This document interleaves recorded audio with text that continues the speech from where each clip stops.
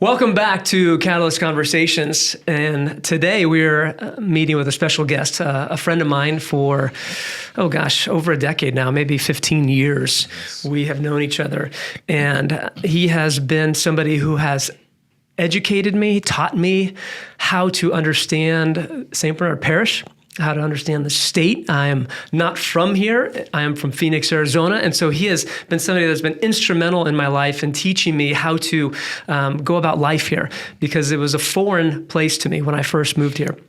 And I am grateful and thankful for all the lessons that this gentleman has taught me over the years and still continues to teach me, as well as be somebody in my life who constantly challenges me with great questions and makes me think about things deeply. And so today is my honor to welcome to Catalyst Conversations Mr. Henry Ballard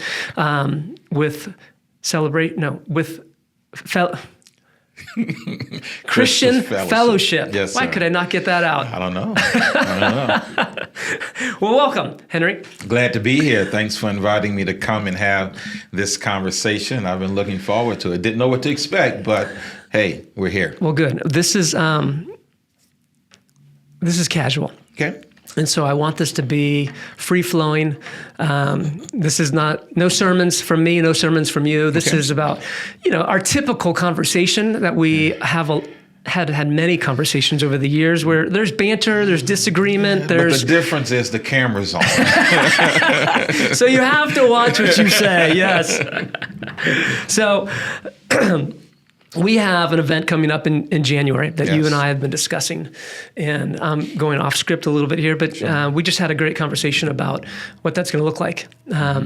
We have a vision of really wanting to bring God's glory to this parish by through the lives of people that follow God. Mm-hmm. And so I'm excited to be a part of that with you, and you've been asking questions about what does it mean to bring God glory. Right. And what is this going to look like? And right. So I don't know if you had any thoughts other than what we just talked about, but you want to share about your excitement or any thoughts about that? Yeah, absolutely. I mean, when you called me about the idea, it gave me pause, because I began to think, as we talked about, okay, what is this? What is the purpose? What are we trying to accomplish? Those type things, those high-level thoughts, knowing that we would flesh them out. But I know that living here in St. Bernard, growing up here in St. Bernard, doing life and ministry in St. Bernard for all of my life practically, that there is a need, there is something that's missing within the community. We talk a lot about education and government and these entities that we need, but we don't talk as much about faith and how that is, in my opinion, not just to be integrated into all the other areas, but in a real sense, it needs to be kind of the foundation upon which everything else sets. Because even as you referenced being here for the time that you've been, coming after Katrina, you came and saw the devastation that was here.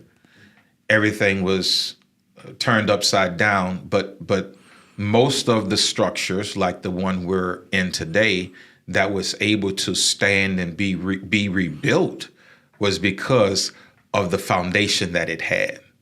And I just believe that if we're not building on a foundation of faith, and I know that can mean so many things to so many people, but if we're not building on that foundation of faith, then I believe that we're missing a crucial and critical element to what our community needs. Agreed. I think that, and I've spoken, I think one of the reasons why Catalyst Conversation started was this idea that every community needs what I've called 4 pillars to be successful. Mm-hmm. You have to have a good functioning government. If you have a government that's corrupt and, problematic and drama, things within your community are going to suffer, as well as good education. You need schools. You need people that are not just sending kids to one school, but you have a community of people who believe education is important, as well as safety.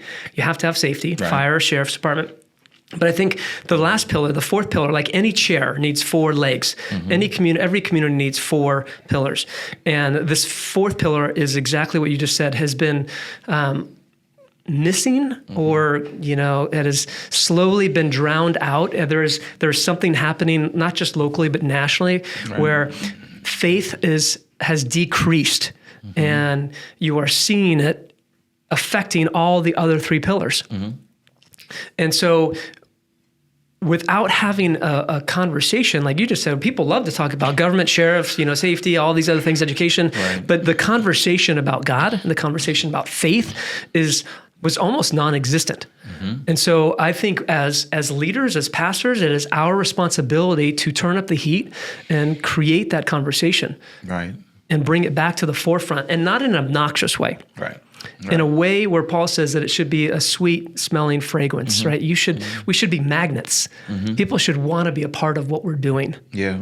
Well, we already said neither one of us are going to preach, so we're not going to do that. But come on, you referenced Paul in his approach, and even in Corinthians where he talks about, I've become all things to all men that I may, and by some means, win some. Yeah. And so he goes through this whole thing about, to the Jew I became a Jew so that I may win the Jews, all of that.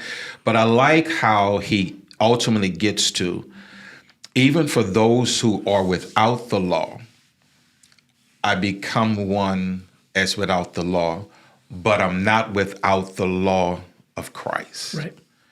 Which speaks this to me around what we're saying, that even in endeavoring to impact our community, reach people, what have you, and wanting to meet them where they are, that I believe that's the only place we can meet them. But I know who I am, I know my identity, and I know I'm going into this place, this culture, this setting to influence it and not have it influence me. So I think that's major. Absolutely. I think that's our responsibility as leaders to teach people who are a part of our communities that's their responsibility, yes. Right? Yes. Because we can preach that, we can teach that, but the people who need to be that example most isn't us. Right. It's the people that go to work in their business owners, their managers, their employees. These are the people who need to be living that message out, more so than you and I. Well, it's, to me, synonymous with, and you may differ on how you view this, it's synonymous with understanding that I am to, if we can label communities as places that have pockets of darkness, I'll put it that way. And we find that everywhere. But if I'm a believer, am I going into those places with the light that I carry, shining the light in the darkness, and bringing about this different perspective, this different way of being, this different way of living that may be counterculture to what people have been exposed to or accustomed to, then yeah, I'm fulfilling that greater mandate and that greater purpose. It's not just to come to church and have church and do those things, but it's what happens for me 9:30, 10:30 on a Sunday after we close the doors and lock the building. That's where the real work in what we call ministry takes place, is how are we deploying into these places of business and our community and making a difference. I like to frame it as us doing meaningful ministry within our community, whereby it matters that we're there. Yeah. Okay, so based on that then, we're talking about community and the necessity of taking this message, or the community taking this message and living it out. Let me ask you from a personal perspective, what do you feel like your personal role in this community is? My personal role in this community, if I look at it from maybe a 30,000 foot view, it would be to play my part to be a catalyst for change. And I know that that's a large statement, got some possible cliches in there, what have you, that could be, what are you writing? I only laugh because that's funny that you say that. I mean, I only laugh because I've been saying that for about, I don't know, 5 years, where I've felt like through a lot of prayer and meditation, trying to figure out, who am I? Yeah. Who is Matt Woodward? Yeah. I finally came to that realization, and I didn't want to share it for a long time because it sounds kind of boastful, right? Yeah. But I really believe that is who I am. I am to be a catalyst for change. So maybe that's why you and I are brothers. Maybe. But let me say this, because this is something that I have a mentor who said this to me recently, and I never thought about it on these terms. When you said that 5-year journey of sorts, coming to that, just being a catalyst for change, and saying that about yourself, because do we want to sound egotistical? Do we want to sound like, hey, I'm the guy? We don't. No. Okay, that's fine. I think that's rooted in who we are at our core, to know that I'm saying it, but I'm not saying it from an egotistical place, or I'm better than you place, or anything like that. But here's what one of my mentors said to me. He said, would you consider Jesus, Yeshua, egotistical? I'm like, no, not at all. Do you think he had an ego?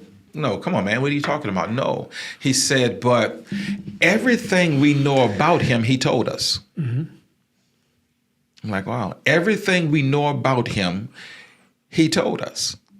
I am the way. I am the bread. I am the living water. I am everything now, granted, he confirmed and validated what was spoken of him, no doubt, but he knew that if the impact that he came to have was going to happen the way that it needed to happen, he had to be comfortable enough to be able to speak about himself and what he was there to do, and not feel as though he was being egotistical, even if some people labeled it that, but kind of knowing who he was. So when you say that, kind of struggling with being able to say, but if you don't say that about you, then who's going to say it? Right. So, yeah. All right. I didn't mean to go on that tangent. No, that was good though. I mean, it is, I think it's an important thing to say is sometimes we struggle with that humility. We struggle, it's like the resume. Like,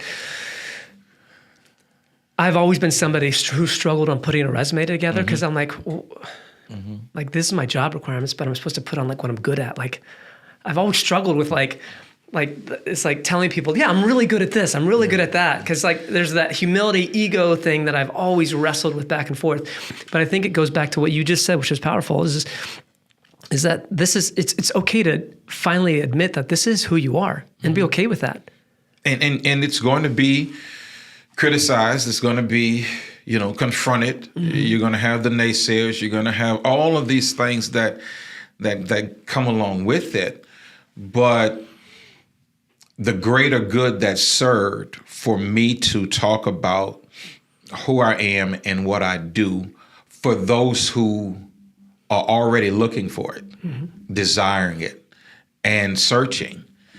And the alternative is to not do it and stay in my little comfortable corner, and nobody's taking shots at me and nobody's doing those things, then that's one way, but does it serve the greater good? And I often think about the TED Talk that Brene Brown did. Sure. When she talked about the man in the arena. Come on, man. It's like, and I have, Matt, on some level adopted that as a philosophy of sorts, that if I won't use the language she used in the TED Talk, but if you're in the arena and you're getting your butt kicked in the arena with me, then we can talk all day long about strategy and approach, and hey, we can do that.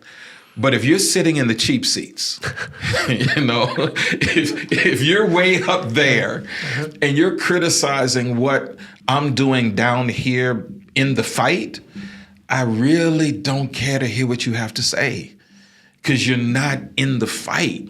You're on the sidelines, not making a difference at all. And until you're willing to get in the arena, then okay, you get to have your opinion. You get to have your criticism and critique, but I don't have to give attention to it, because I think if you're not in the arena with me, it's not coming from the right place anyway. That's just my view. Okay, so that's good. I love that, because that transitions us right to the next question. Okay. That goes from who you are and who I am as a person, as a human being. Yeah. And which I think that most people look at you and they pigeonhole you. They say, this is who you are, right? Which isn't fair.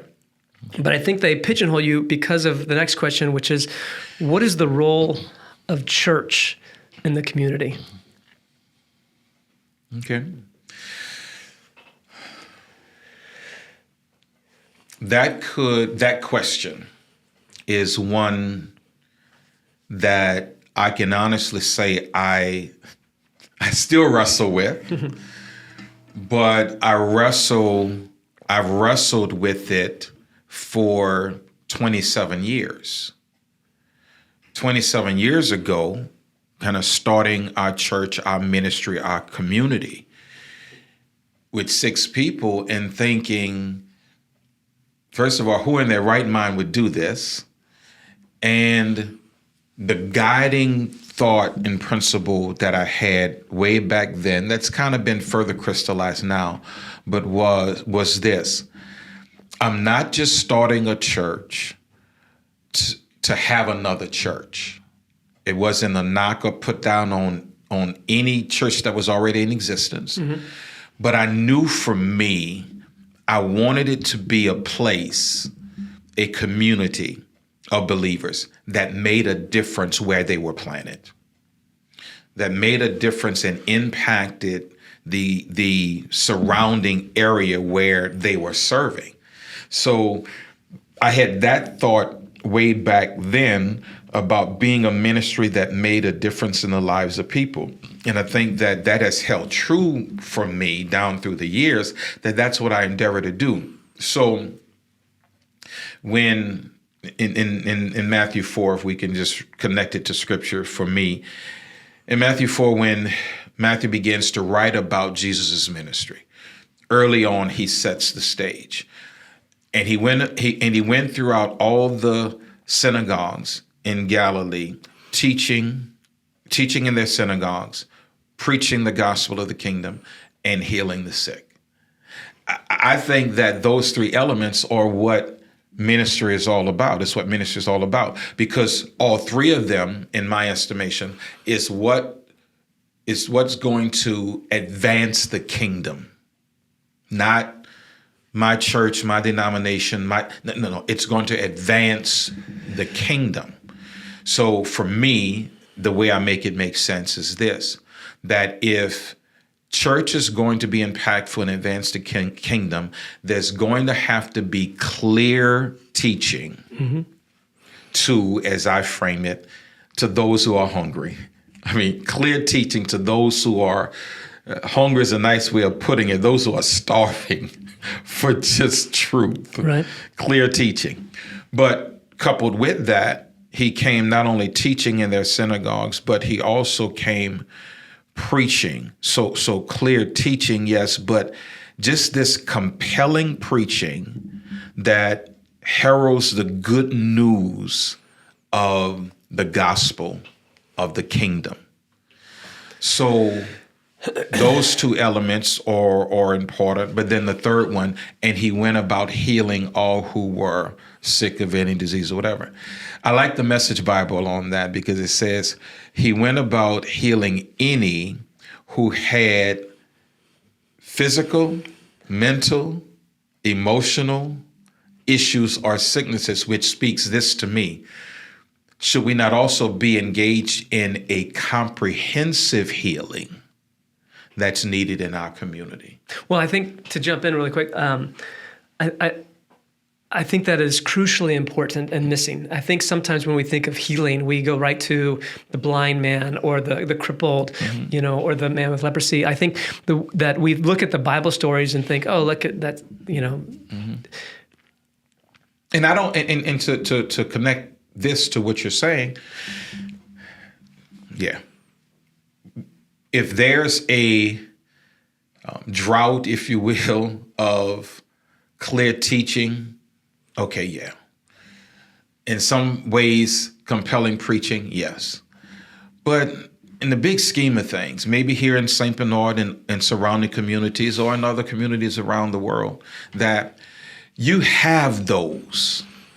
But when we begin to talk about the needs of St. Bernard and the community that we serve, I believe that as much as we have to have the clear teaching and the compelling preaching, I think we in many ways lack the comprehensive healing. Because as you just said, it's not just sight to the blind. It's not just walking to the cripple. But the comprehensive healing says, how am I doing emotionally? And that's what I was going to get to. From a 30, you said 35,000 feet. I'm going to stay even above that. Okay. I think the point of the teaching, the preaching, and the healing, they weren't separate. They were for holistic humanity. Yes. Right? They were to bring us shalom. They were to bring us to a completeness, a wholeness, because we are broken individuals. And we all have different problems and different issues and different reasons for these things. But going back to the Brene Brown thing, the TED Talk that I think maybe it was her first one, where she talked about the most courageous thing a person can do is live a vulnerable life. Vulnerability, yes. Right? And part of the role of church that I think we have failed at is we've created this mentality that I have to come to church perfect. Yeah. I have to be a certain way. Yeah. And because of that, the criticism of people at church are what? Fake. Yeah. Right? Yeah. Fake, phony, hypocrites. Hypocrites, all of that. yeah. And I'm not saying that you come to church with all your baggage, right? The whole idea of the role of the church should be this progression of bringing someone to wholeness. If your life isn't different this week than it was last week, we got a problem. Yeah. Yeah. If you're just coming to get something from the pastor to feel good that day, but there's nothing different about you tomorrow, right, then we have to reevaluate church. And I think that's why we have a catastrophic failure in the nation today. I mean, the latest poll I saw, 30% of the country attends church once a month. Right. Yeah. 30%. Yeah. I mean, and I've kind of looked at the parish and we're right in line with that, even if not even worse. Right. And so we as leaders have to do a better job of teaching people that this message, bringing the kingdom here in this community, is what brings wholeness. When we follow and accept, it's not just about getting to heaven. It's about allowing, bringing heaven to earth, and allowing that to heal people. Because as you just said, it's not just the crippled and the blind, but they're emotionally, if I've talked to so many leaders around this parish, that's the biggest problem. Emotionally, psychologically, mentally, to get on even the mental health piece. And that has varying degrees in terms of where people find themselves on that spectrum. We hear a lot about mental illness, but even if you have not been diagnosed, if you will, with a mental illness, and sometimes we lump it all into that bucket. But I believe that it's not just mental illness, the diagnosis, the labeling. It's what's my mental health? Where am I on any given day that speaks to how I'm showing up in my community, in my neighborhood, on my job, and looking at those factors that are weighing on me that is influencing me in terms of my language, my actions, my beliefs, my behavior, all of those realities. And so it is a matter of looking at it, as you just said. It's not just one or the other. It was for the holistic healing of the community. and how all of those realities come to bear. Yeah. Yeah, and there's something powerful. That I think that's part of the magnetic approach, is that when you see people in a community and their lives are changing, people want to ask, like, how? Yeah, but when I met you, Forgive me, easy. many moons ago, and then our relationship forming and getting to know each other, and having these what some would consider difficult conversations around what we've known all our lives, in terms of my predisposition to church and faith and what all of that looks like, how I grew up, what my family does. One of the things that you have stated that has been consistent since I've known you is moving people from beyond a herd, if you will, mentality of church, or however they choose to frame that, to, are we making disciples? Are we discipling people? And that's a big difference from what some of the emphasis has been, and even the approach. I get the language that we use in terms of evangelize. I get all that language. Right. But at the end of the day, it's, for me, relational. Even if evangelism, as it is labeled, is not relational evangelism, I would question whether or not it's evangelism at all. Because until you get to the relational piece, you're not even positioning yourself to disciple anybody and have that influence in their lives to walk with them. And that's not just walking with them for an hour and a half on a Sunday. That's walking with them Monday through Saturday, through the ups, the downs, and everything that comes into their lives. Because that's where you're going to be able to, in my opinion, that's where your faith or your growth or your development is going to be able to impact others, not just with your words, but by them being able to observe how you show up when your kids are acting crazy, how you show up when you're having challenges in your relationship. How do you show up when you're dealing with a community where now there's tensions because of race and all of those dynamics? How do you show up? And so I think that discipling piece of someone being able to observe how you do life is huge. Well, and that's, you've heard me say this how many times? We've talked about Matthew 28, right? The emphasis is not on go, right? We have this go make disciples of all nations, right? So that's where evangelism, like I got to go out and I got to, preach this to my neighbor and get them saved. But in the original Greek, the emphasis is on disciple, and it should be translated better as in your going disciple, Yes. Which means every day, my job, as you just said, whoever I work next to is in my going. I have an opportunity to disciple, to teach them all of these things that you just stated, right? This is the life that I live, which is why it's so much more important to realize that the life of a faithful believer is not what you do on Sunday morning, or for us Saturday morning. Right. It's what you do the rest of the week. Yeah. That's the emphasis. Yeah. Yeah. And I think not the ultimate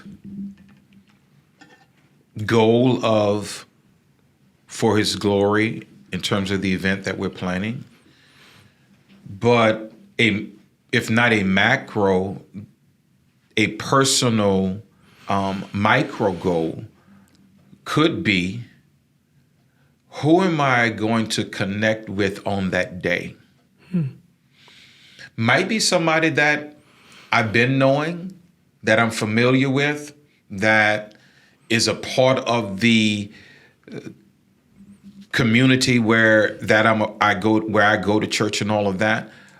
Or it could be somebody that doesn't look like you, that lives in another part of the parish or another part of town, but who can I connect with that day that beyond that one event, I'm willing to start walking in the same direction with and seeing how our lives can better each other based upon what we can learn from each other, influence-wise, culture-wise, changing and challenging my paradigm in terms of how I think and how I view life itself. And here's the thing. Let me go in a. That's dangerous, though. You know that, right? Yeah. And you know why that's a fear. Why?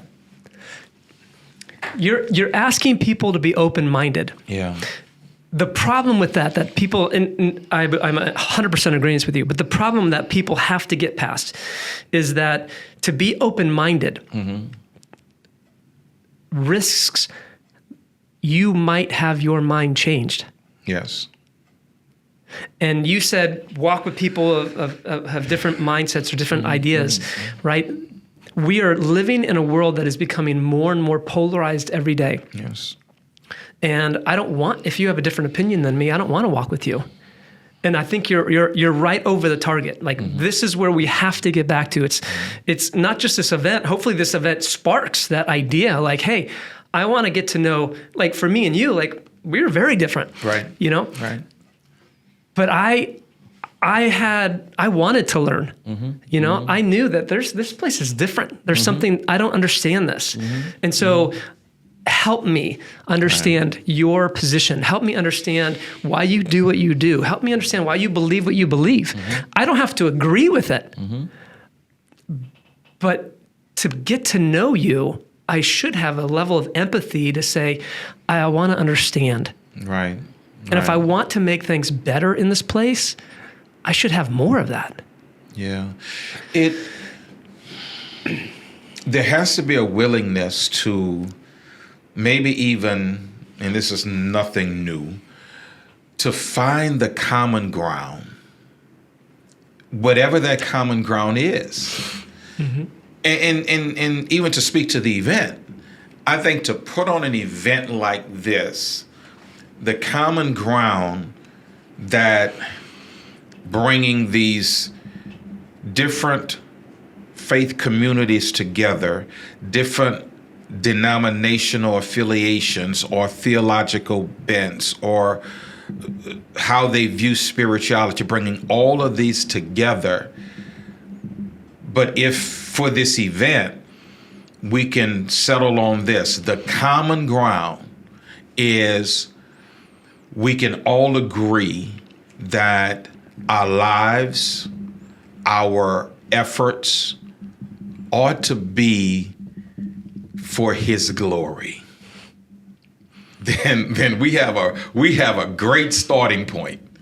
Okay, so we're able to have that at least be common ground. So let's take it to the other aspects that I believe you're referencing. There still has to be the same thing relative to, and as you said, that's challenging because we live in a polarized culture. Even if we think, and this is not what this conversation is about, but even if we think politically, polarized, whether you're red, blue, donkey, elephant, all of that. But what if the common ground could be if we lay, even if just for a moment, if we lay all of that down and really get to the heart of what do you value as a person? What do you value as a person? Let's not start with the talking point. Let's not start with the, political ideology. Talk to me about what do you value as a person? And let me conclude that with this, and I want you to chime in.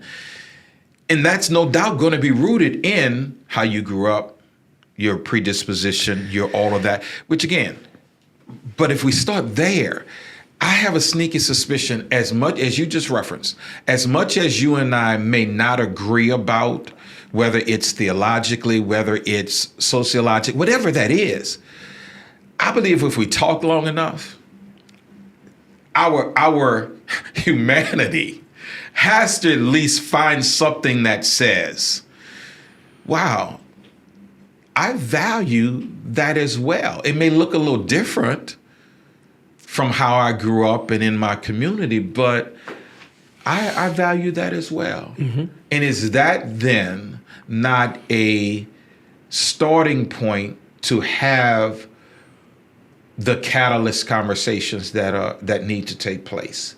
Not a starting point to be the catalyst for, if we both can agree that this is how I like to frame it, a non-negotiable in our lives of what we value, mm-hmm. then okay, let's start there and let's take the next step. So that's kind of how I process that. I think that, yeah, from the corporate world, you would call that core values. Mm-hmm. From our world where we are, like, we call it an ethos. Mm-hmm. Mm-hmm. I think that your question is spot on, as mm-hmm. always. Mm-hmm. I think where it lands, though, is in an area where, here, let me see your phone, mm-hmm. right? That people don't think that deep. What do you value? I value Spotify. I mean, yes. I don't think we've done a very good job in society. We've with so much information, we've become dumber. Yeah. And with so many things at our fingertips, we no longer think. We no longer take the time to think, what are the things that really matter to me? I think that if you ask a lot of people that question, they would stumble. They would have to,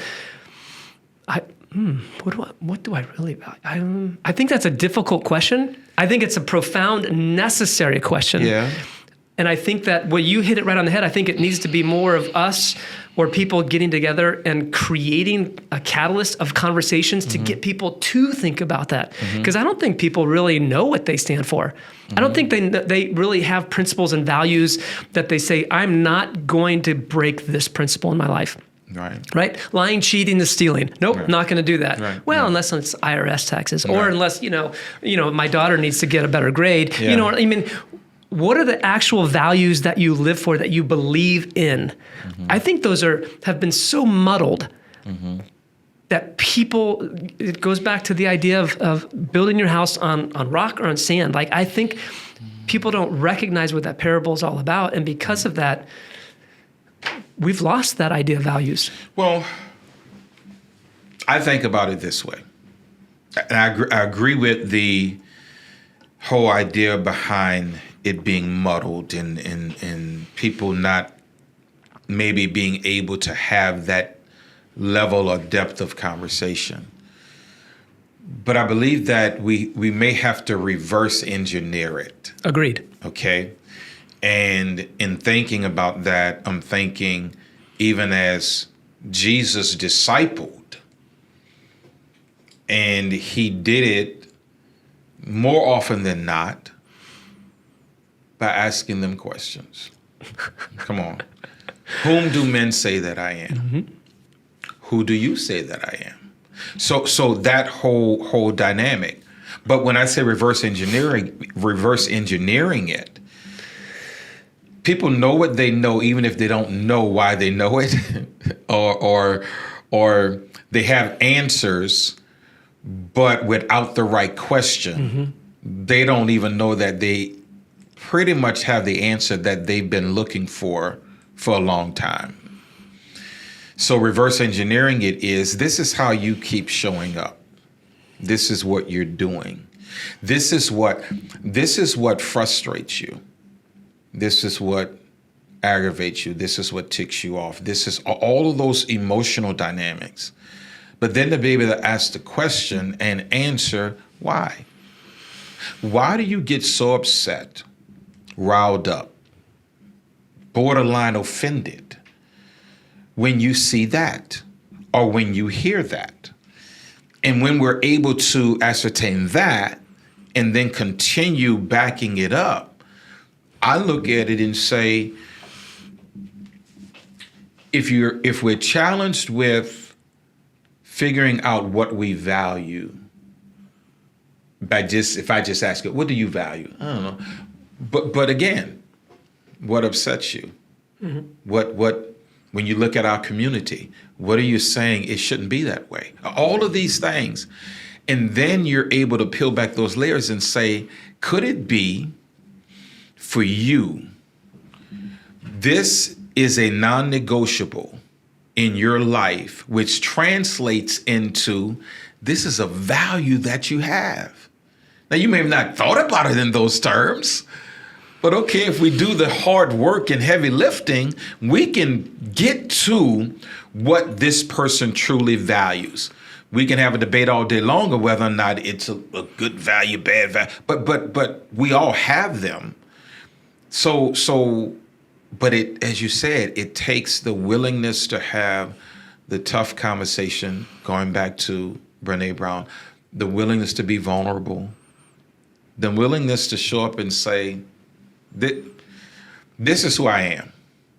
I'm not saying I'm right. This is who I am. And I know a whole lot went into me becoming this way, but I can only present to you and show up the way that I am up to this point, but have a willingness and an openness, connecting to what you just said, to if I'm shown a different way, if I'm shown a better way, I'm open to entertaining that and allow that to be the beginning of change in my life. It's not a light switch. It's not going to happen overnight. But if I can begin to challenge, and watch this, man. If I can begin to not just sit with Matt and have Matt challenge what I'm thinking, what I'm feeling, how I'm acting.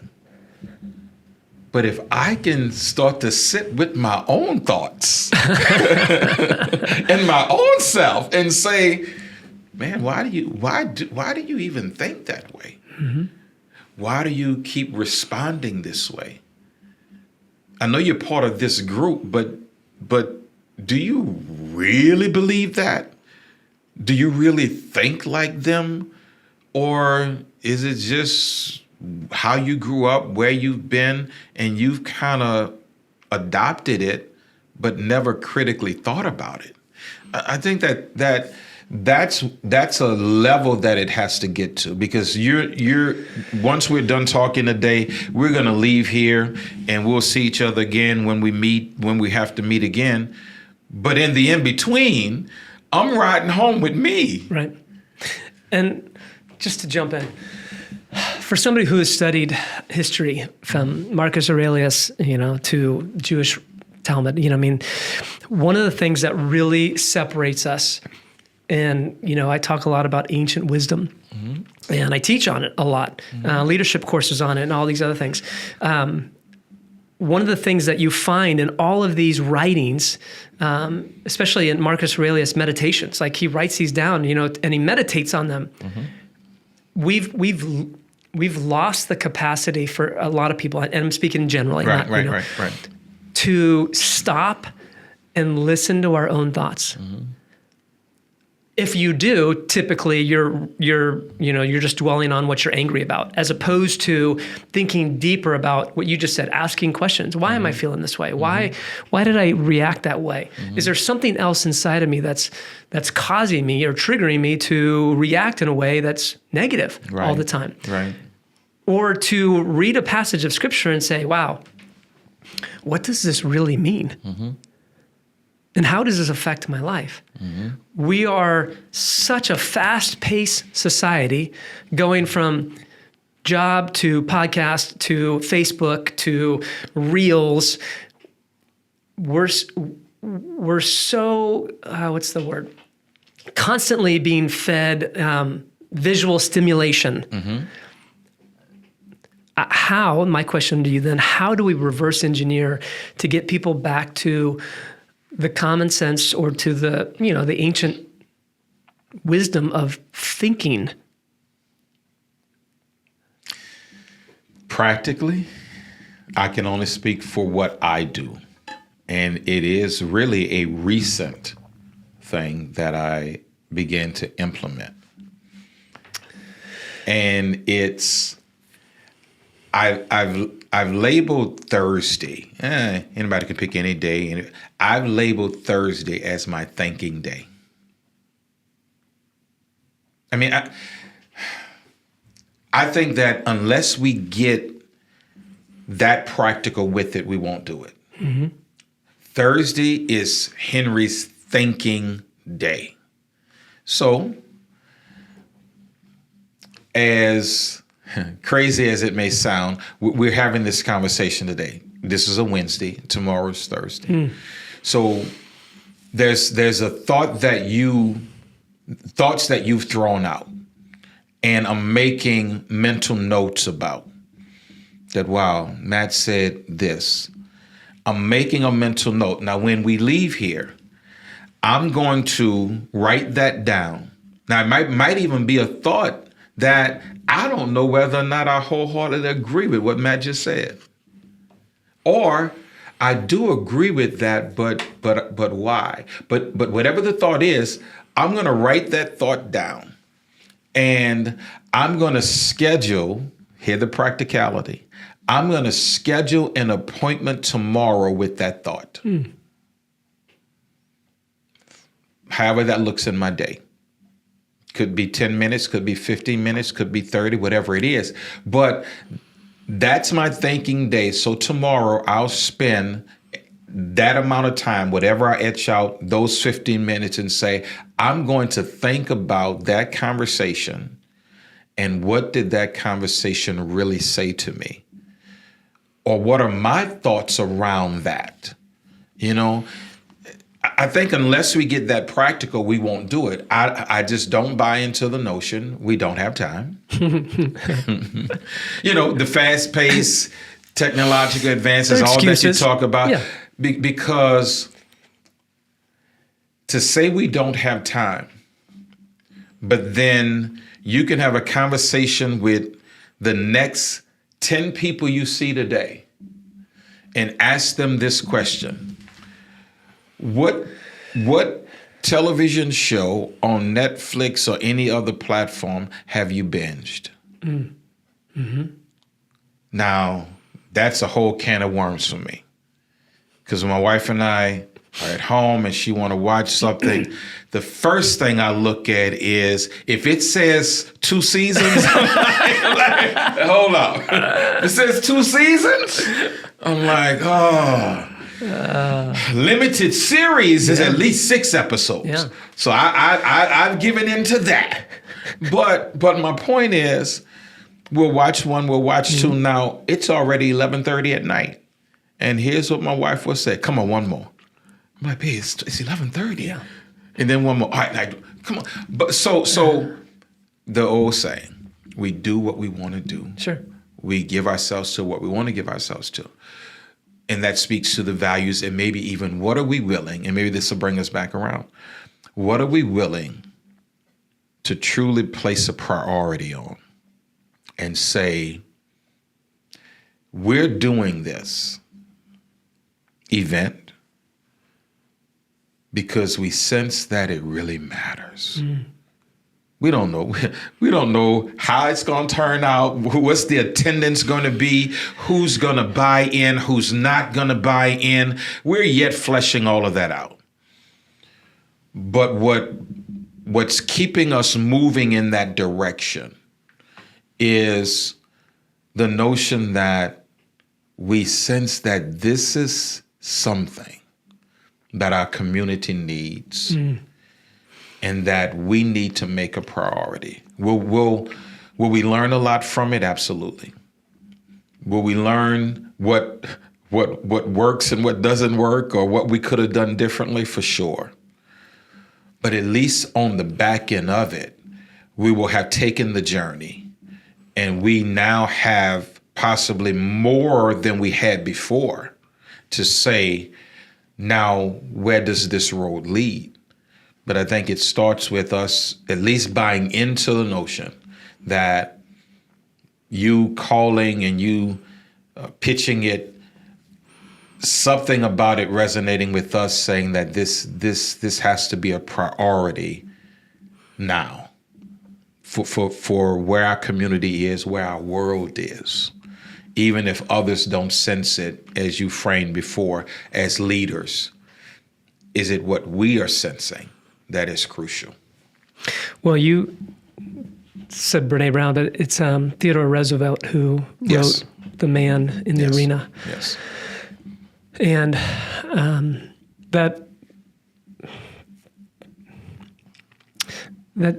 statement has resonated with me for a long time. Mm-hmm.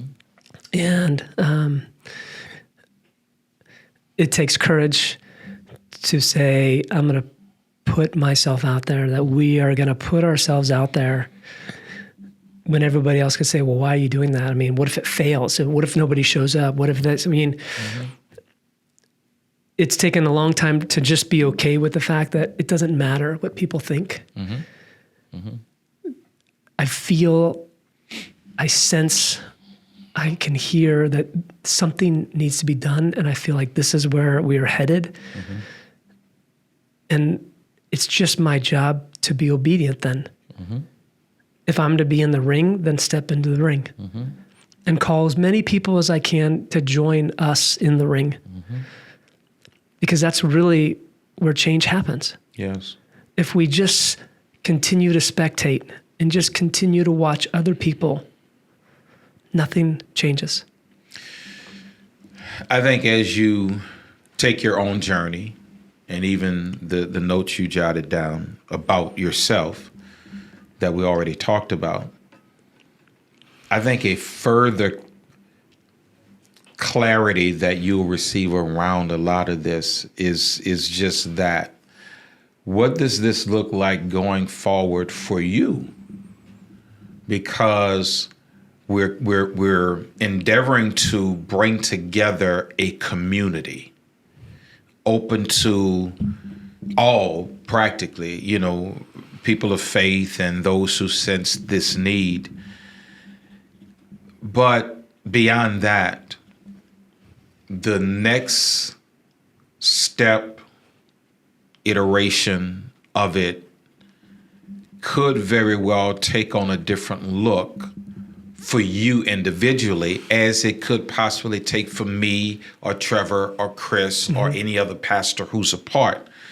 But I'm speaking specifically in terms of yourself, and that being a catalyst for change, yes, but you becoming within our community this catalyst, not so much as for the greater community, but just a catalyst for leaders, where you are leading leaders in the direction that they need to go in order to be the change agents that they can be. That you're not necessarily touching the masses in the community, but you're touching those who are touching them. And you are equipping those who are equipping them. And you're giving them the tools that they may or may not have or may or may not ever thought about that is needed to do what needs to be done. So I tell people this in what I do beyond my Sunday ministry at Christian Fellowship, where I teach communication and preaching and sermon crafting and all of that. And I frame it this way. I say, I may not be the best preacher.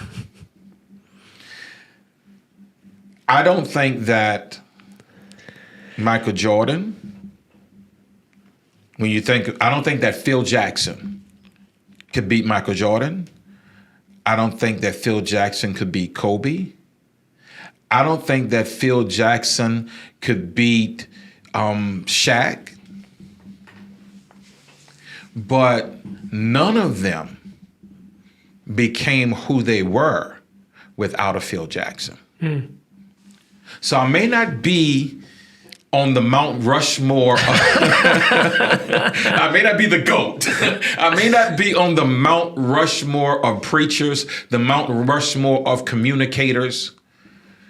But man, if I can play a small part or a large part or whatever part in being that coach that helps somebody refine their communication, understand the impact of their words, crafting what they're going to say, all that goes along with that, and they make it to the Mount Rushmore of whatever that is, I'm good. I'm good. But that's me willing to play the role and the part that I believe that I have a gift to do, as opposed to thinking I need the spotlight. It has to be the attention on me. And that's just how I think. So I'm hopeful that over the 36 years that I've been doing this, that I've at least learned, and I'll end with this. I have at least learned and yet hold on to the two things that when I teach in my classes that I wish that somebody told me a long time ago. Number one, it's not about you. Just gonna say that. Number one, it's not about you. And then number two, you have nothing to prove. Which this leads right into where we started. Okay. This will be it. We'll end it here. We'll end the end cap. Because you knew ahead of time I can talk. So we're good. Go ahead. Those two statements right there lead into the whole idea of for his glory. Yes. Because if my ego leads, then it's my glory. Yeah. If I'm doing these things to get attention or to be in the spotlight, it's about me and my ego. Yes. And it's only when we recognize that this is not about me. And my job is to play my part, the analogy that was perfect, to make the team the best that it can be. So if the team wins, he gets the glory. Yep. Not me. Yep. And so Miracle, the movie Miracle, have you seen that? No. It's the hockey movie about the 1980 Olympics. No, haven't seen it. Oh, you need to go home and watch it. Yes. It is very profound and it is just a fantastic movie. But there's a scene where the coach is so frustrated with the players because they just haven't gotten it yet. They're about to play in the 1980 Olympics against the USSR, which is basically a professional team because they don't play professionally, but they don't leave. And so they've been playing with each other for years. And here's this American coach that gets these, college students, for a few months. And how are you going to beat this Russian team? And he understood exactly what needed to be done. These individuals could only beat this team if they became one. And there's a scene in the movie where he's belligerent with them and he's saying to them, the name on the front of your shirt is more important than the name on the back. And until you get that through your head, you're nothing. When I think about every day we have an opportunity to go to work. Every day we engage with people. Every day we are representing what's on our jersey. So the question that I ask is, what are you wearing? What jersey do you wear? Right. Because the name on the back is me. But if I replace the name on the back and put it on the front, is that what I'm trying to represent? Am I trying to bring glory to me? Right. Or is everything that I say, everything that I do, every conversation that I have, every leadership thing that I do with my staff, is it to bring God glory in all of that? Right. Right. But you have to think about those things. But, I haven't seen the movie. There are lessons, but, there are lessons around us all day, every day that contain the messages that we need to hear. And when you were talking about the jersey, and I never thought about this, I saw it because I'm a basketball person and I saw it growing up, but it took me a while to think about it, that the college teams that I used to see playing, and I don't think that this team is the only team that did it, and this coach is the only coach that did it. But it stood out to me because he was a prominent coach, and they were a really good team. And that was Indiana with Bob Knight. Mm-hmm. And whenever I would see Indiana playing another team and watching the players, you see the other team with their school name on front and their name on the back. Right. Indiana didn't have their players' names on their uniforms, which in and of itself communicated That's right. the same thing. Same message. That no, you wear this uniform for the name that's on the front. Mm-hmm. Your name on the back doesn't matter if you're part of the team. Right. And you're talking about Isaiah Thomas. You're talking, come on. You're talking about people who, Bob Knight. Come on. But for them to buy into, but man, we got to wrap up. But watch this. Bob Knight had his own way. Sure. His own approach. Mm-hmm. And maybe even what beyond age, beyond what more can I do, all the greats in terms of players or coach have to at least have that internal conversation. But did he have to leave off the scene, not because it was his time to leave off, but because the culture that was building around college sports no longer fit into the paradigm of what he knew worked and how he needed to be. And maybe the challenge was, do I conform to this new basketball culture, or do I hold true to who I am and leave Indiana and go coach a lesser known or no name school and still be true to who I am, to be able to instill these same values that created superstars and champions into these kids here? Do I do that? Or do I allow myself to be changed at my core, what I know matters? And I think that that's a question all of us have to answer. Mm-hmm. Am I going to allow the culture to make, and I lived it based upon who I am as a communicator in my context. Do I communicate the way that I've seen everybody else communicate? Or am I willing to say it's okay to be different? It's okay to have determined what works for you and what you see will work for others, even if it doesn't look like what everybody else is doing. And be true to that, as opposed to feeling like I have to do it the way everybody's doing it. Mm-hmm. So, yeah. I think that's a great place to end. I'll give you the last word as we wrap up here. If there's anything you want to share, but I think that's the perfect spot to sit on. Hopefully people will take this and think and ponder about what this conversation has led to. And I think that you've asked some really good questions, and I think that a lot to think about. Well, I'll let my last word be about the event, for his glory. And whether that's the leaders of faith communities that are listening to this, many of our colleagues, many of the people that we know that we will no doubt reach out to, or for those who they serve, or the greater St. Bernard community.